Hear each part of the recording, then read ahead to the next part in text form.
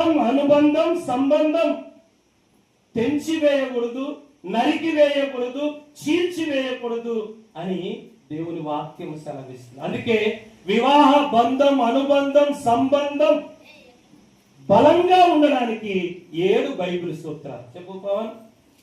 బలమైన బంధానికి 7 బైబిల్ సూత్రాలు చెప్పుక.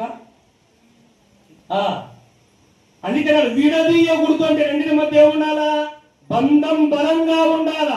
బంధం బలంగా ఉంచే 7 జిగురులు. ఏ గురులు?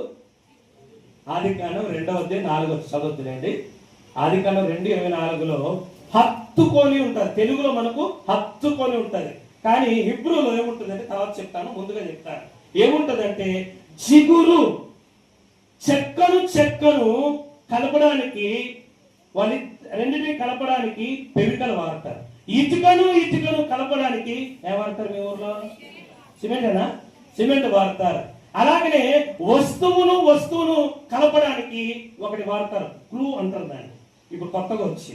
అలాగనే భార్యను భర్తను, ఆల్రెడీ వీళ్ళు భార్య భర్తలు అయిపోయారు కనుక నేను వివాహ సందేశం ఏం చెప్పడం లేదు, బంధానికి బలమైన సూత్రాలు చెప్తున్నా. ఇప్పుడు పవను భార్య, వీరి బంధానికి బలంగా ఉంచేది పెవికలు కాదు, సిమెంట్ కాదు.